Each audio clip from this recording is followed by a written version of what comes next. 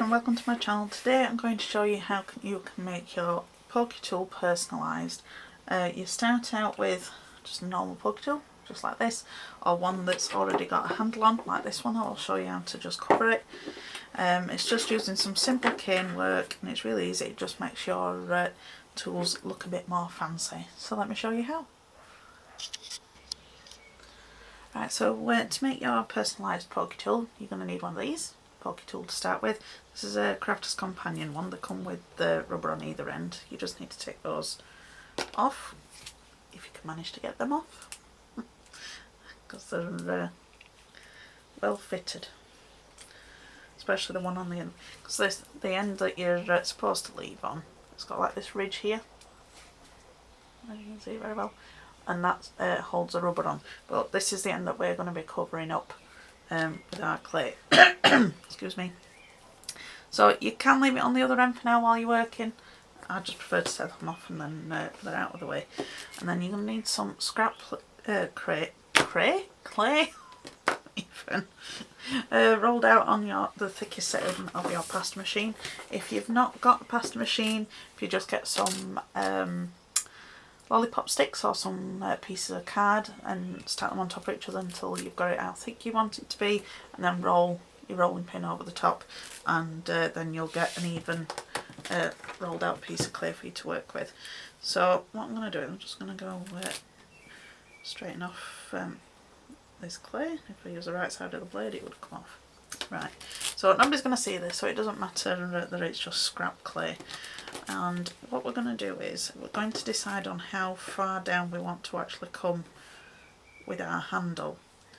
See, the one that I've already got done is quite low down, so I'm wanting one that has got quite a big depth left on it, so I'm not wanting to cover all that much of the actual pokey tool further down that way.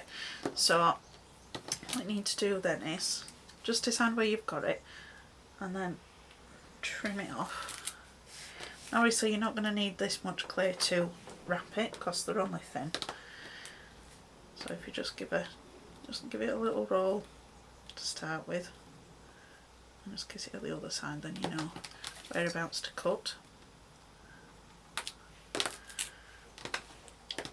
That's pretty much all you need. It's a very, very little amount.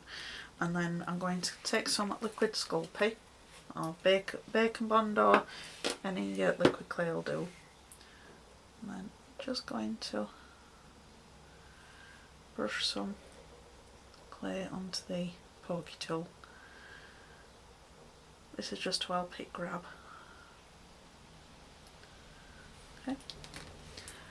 And then just pop it in to where you want it. And then roll it round. I've got a little bit extra there, so I can trim a little bit more off. And then if you want to leave a little bit at the top, you can do. I'm going to be putting a rhinestone on, so I need it to go fitted quite close to the clay so it doesn't fall out, because obviously this isn't baked, so it could go quite fluffy. So I'm just going to leave a little bit. See, don't want to push it too hard and tear the clay. Come on, there we go. So as you can just see, it's popping. You can just about see it at the top now, and then you just want to smooth it round and make sure that it's touching the pokey tool all the way around. Don't worry about being even or anything like that, because you're going to be putting your cane slices on and that's going to even it out anyway. Okay, so got that there. You can spend some time just blending the join, but like I say, it's not going to matter because it's all going to be covered up anyway. Okay, so going like this, it's got a tiny little bit at the top, and that's where the gem will press into when we get to that stage. So as you can see, you can use a petal cane or a leaf cane. I've just picked a few out of my stash. I think I'm going to go for this pink leaf one. So it's just about the right size that I'm wanting for now. and then I'm just going to pinch it up into its proper shape, and then I'm going to just take some slices. I want to be about probably the thickness of a penny or thinner. Depends on how big of a grip you want your tool to have. If you have dexterity problems, a bigger handle might help. That's the reason why I've got this, because I can grip it a little bit easier than the thinner ones. So you just need to cut yourself quite a few slices. But then we're going to just pop a little bit of glue, because I want the end of the slices to just touch the pokey tool. I'm just putting a bit more liquid clay around there, and then I'm just going to take my slice and I'm just going to pop it on the scrap clay and then just touching the pokey tool, and then I'm going to take my next slice and pop it across from it. Okay, so it's just touching, and then you just go to the opposite sides, and that will cover the edges of the other two slices.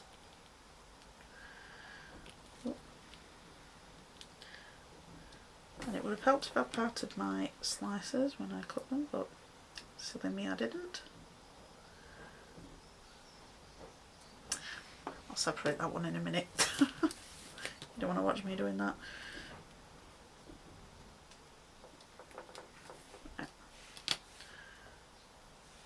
Okay, so that's all for all the way around.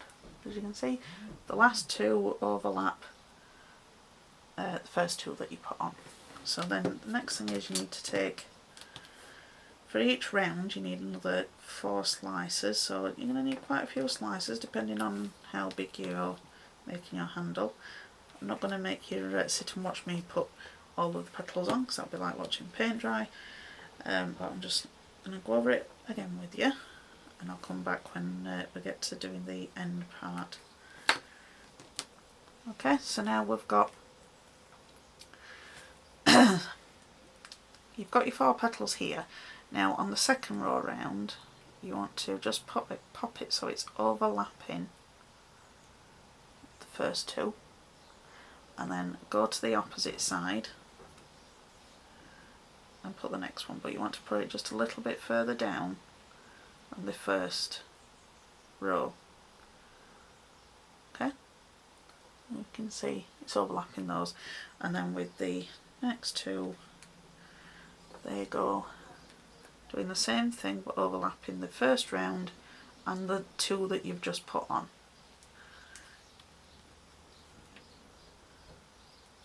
Okay.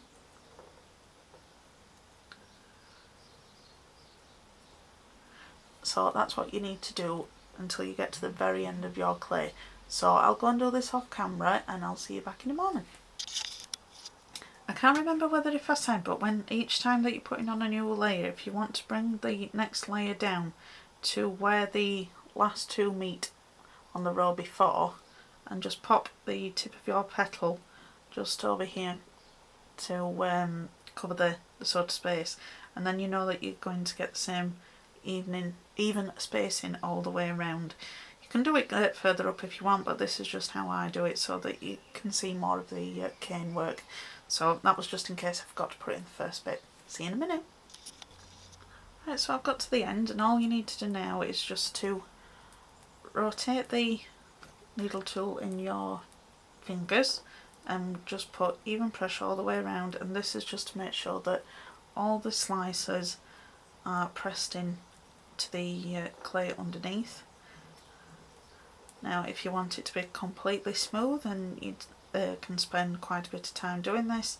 I quite like the texture, so I'm just making sure that it's all the way on, and then I'm going to leave it at that because I like it how it is, and I love how that glitter just comes up on the edges of the canes. That's the gold leaf. So, and now we need some more gold leaf. So I've just got a little bit of gold clay here. I'm going to take some of the leftover bits of my gold leaf to do this part. So I've just got some over half a piece here. Now you need a very, very little amount to do the next step. So probably just about that sort of size. I don't know if you can see very well, but probably about a 10p piece sort of size. It's up to you depending on how big of a rhinestone you want to put in. That is if you're putting a rhinestone in. And just make it into a ball. And then you just want to get a little bit of your gold leaf and cover the ball. It doesn't have to be precise or anything like that. It's just adding just a little bit of something extra. Okay, and just roll it around like that. It'll be sparkling for the rest of the day now. Pop that back in there. It's too precious for it to float away and be wasted. Okay, so once you've got your gold ball, oh no, we don't want the cane, we want the pokey tool back. So because we've got the gold leaf on, we're just wanting to put a little bit of liquid clay on the top. This is just to help the gold leaf stick to the clay. I'm just going to pop that and press down on it on the top. Okay, so it'll flatten it out a little bit. Okay, so now we need our rhinestone. So let's have a look. Let's go for a nice pink one, seeing as we've gone with the pink here. And I think this is a 8mm. No, it's about an 8mm size, this one. So, and then we're going to pop a little bit more glue onto the top.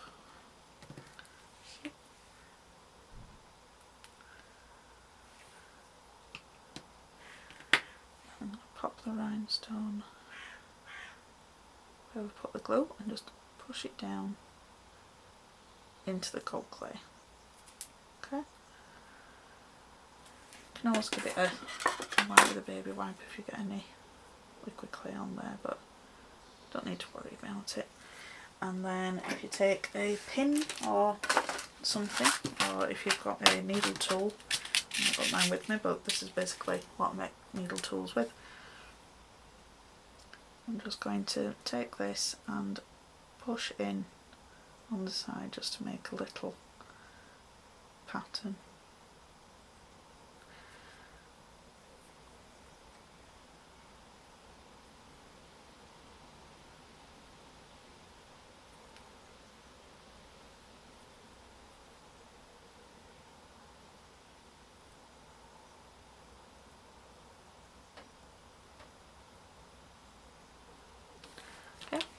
A little bit wonky there, but you can always push it back in because it's not big. So we've got that now. So the next step is I'm going to put some teeny tiny little balls around that rhinestone just to make sure that it holds it into place. So let's take a really small amount of clay and then just roll it into a really thin sausage.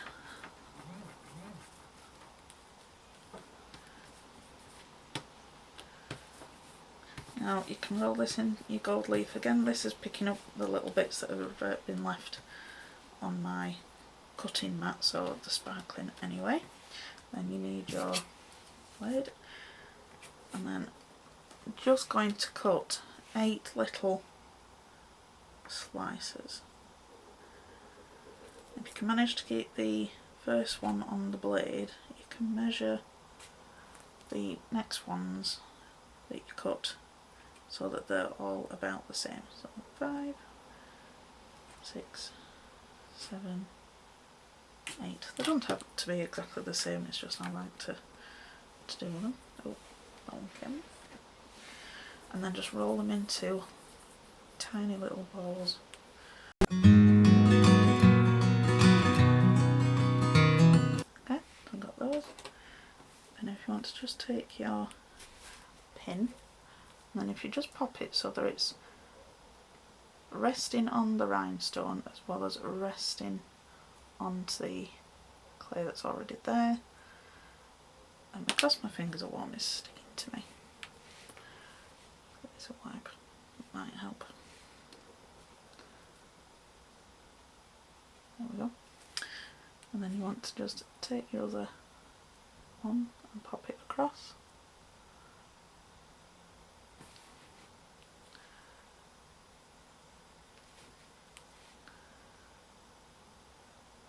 Then you've probably guessed it, pop them in between those four.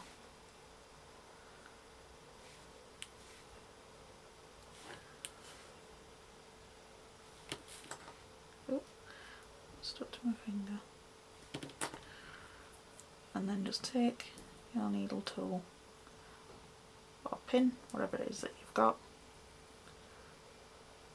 and push that up, and this will make a bezel around the rhinestone so it won't fall off. Then what am I? Oh, it's stuck to my finger. Thinking I'm sure I had 8 balls then. It's come off. Same when your hands are warm and you're trying to do this, the clay wants to stick to you.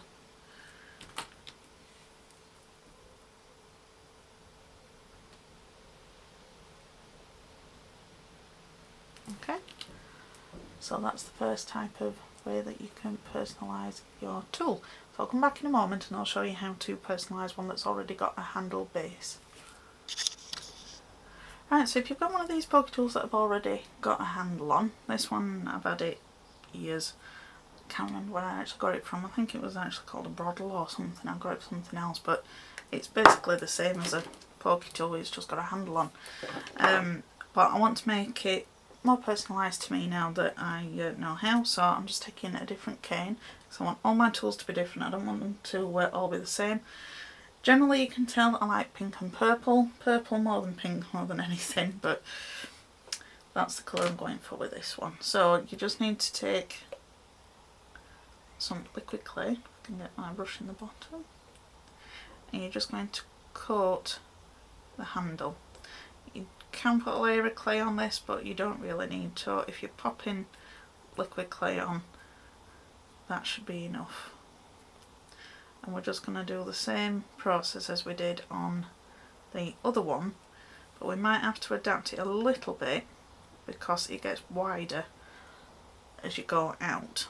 So that will all depend on how big the slices are, so we'll find that out as we go. So I've got that all coated, and then I've already took some slices out so you didn't have to watch me do that. And I'm putting them just right up to the end where the metal finishes. You can put it around there if you wish, I'm just leaving it there like that. And then it will be rather slippy with the wet clay on, but once you get a few wet slices on, it'll be a lot easier. And go opposite again.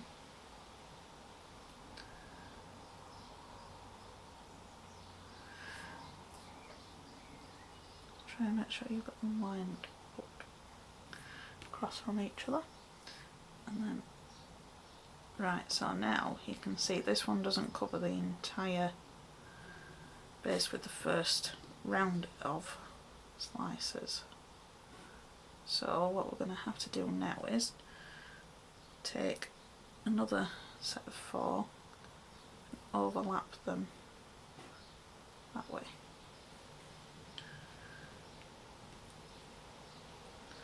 So rather than having to go down on the second round, we're just sticking at the same level. Oop.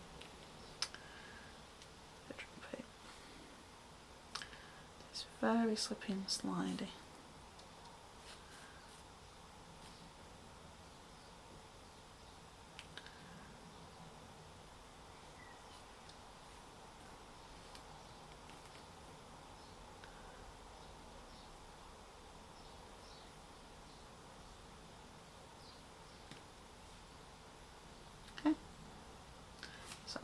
can see now it's gone all the way around. I've slid down a little bit, but that's alright.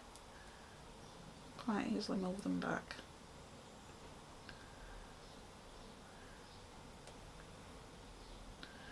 Not much you can do about the slippy slidiness of it at the moment. So then once you've got them in place, just try and give them a, not a hard squeeze, but it needs to have some pressure to make sure that they bond together, and then that should stop them sliding around so much. Now it doesn't matter if some of your slices are thicker than the others, because I cannot slice every slice exactly the same. I don't have one of those fancy machines.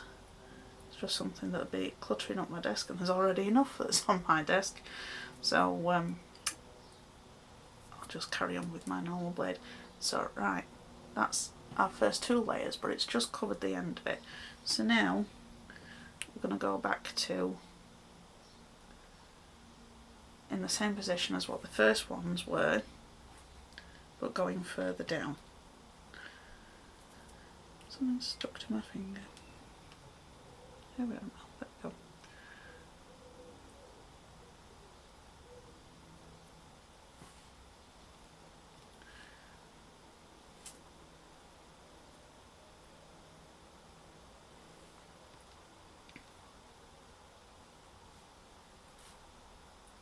Okay. So as you can see, we've got a wider gap again. So come off my finger.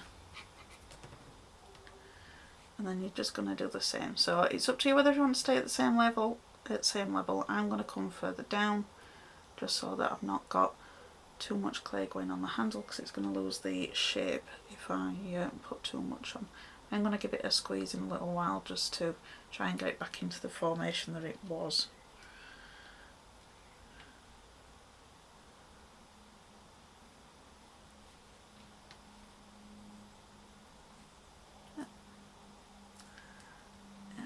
So give it a squeeze, because if you remember it curved inwards round about here where the layer before finished.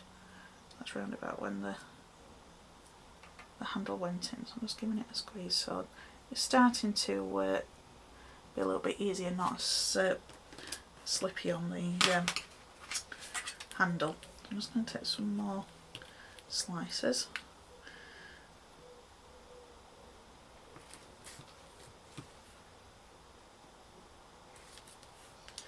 I like to roll my cane from side to side when I'm doing a petal or a leaf. It just evens out the pressure a little bit so it doesn't get too distorted on one side compared to the other, because that can be very annoying and frustrating, because if you've spent a long time making a cane, you don't want it to go and spoil your work and distort it. Right. So again, going further down.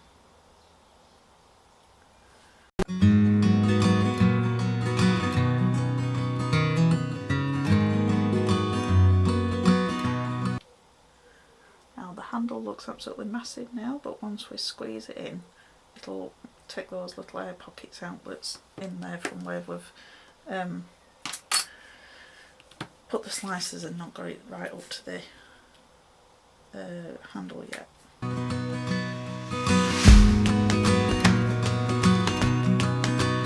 going to give that a fairly firm squeeze now.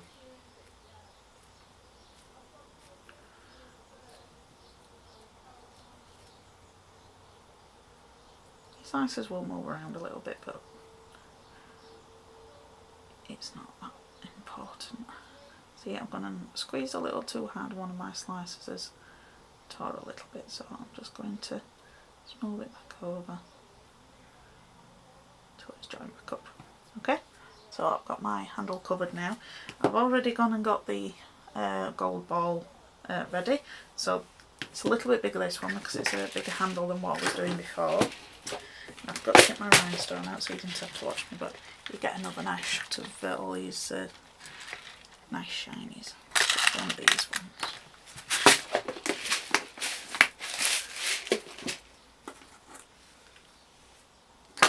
Okay,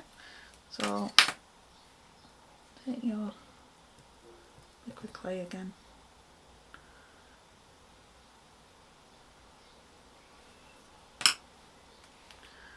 And just pop it on top and give it a squish. Very technical term. Give it a squish. Then some more glue on top. Well, not glue, liquid clay. So PVA would not cut it for this project. Okay, and just push it down into the clay. If you've got bigger rhinestones, you can use the bigger rhinestones. This is just what I've got next to me. See, it'll need a good wipe before it goes in the oven. I'm just trying to get the most of it off. And then it's exactly the same process. I've already got the little gold balls ready, so I'm just going to pop them on.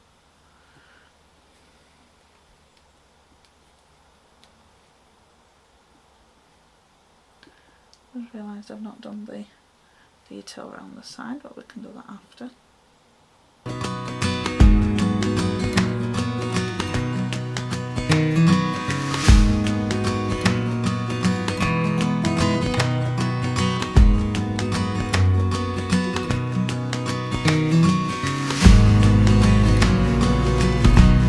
To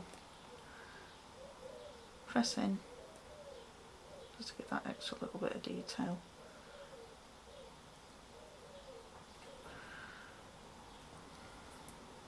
Looks like putting a little crown on top.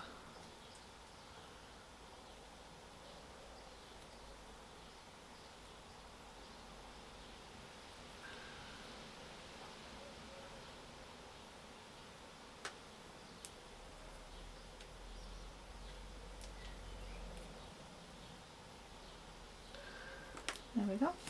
I'm just going to give it one last push. I'll use my end of my pencil with the rubber on. Just give it a good push. And make sure that we've got that exactly how we want it to be before we bake it. Now, as you can tell, this handle's a lot bigger than the other one, but if you've got one of these and you don't want to go out and buy another pokey tool, I thought you would just like to see how you can do it with those ones, as well as just the straight up pokey tool that you can get. So I'll go and bake these, and once they're baked I'll come back and I'll show you how to coat them. Right, so I've got my pokey tools baked and they've cooled down now, so I'm really pleased with these. Now all we need to do is to coat them with something. This is just to stop grubbiness getting into the cane work onto your thing, because I've made one before and I've not coated it and it's got really grubby and it's spoiled it. So this is just a step to just try and keep your tool looking nicer for longer. So I've just got a piece of Oasis or flower foam, whatever you want to call it, because I'm going to be standing them in this while they're dry. I've just got my Pledge Reviver in a jar. It's just a water-based varnish. And then I'm just going to take a brush and dip it into that. Wipe off most of it because you don't need lots. And you're just going to coat the tools. A very thin coat. You can put more than one coat on. I'm just putting one on to show you. And also it will stop the gold leaf from rubbing off if you've used gold leaf or silver or whatever colour you've used. Just keeps that shine on it. Just get it on those because they've got a little bit of flecks of gold leaf on it. And then just pop it into your foam to dry. Now, as you can see, this one's got a very short stump on it. This one was actually covered with something else first, and when I baked it I wasn't very keen on it, so I've gone over it with the rainbow cane afterwards. So that one's why this one's quite chunky and not got much of a pop, like pointy bit left at the end. But they've got all the different uses, so which ones I'm going to use.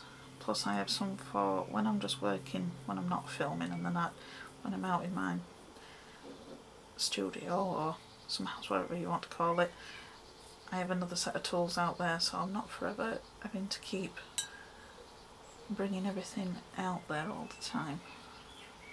So got that, and then just pop it into there. So as you can see, and anything that drips off, if there is, it'll just come onto the Oasis or flower foam. These will not take long to dry at all. If you use a UV resin, obviously that will set under your UV lamp, but you can also use epoxy resin and that will just dry on its own, but you'll have to wait longer for that one to dry, obviously. Now this one has gone rather chunky now, but this is because it already had that handle on it.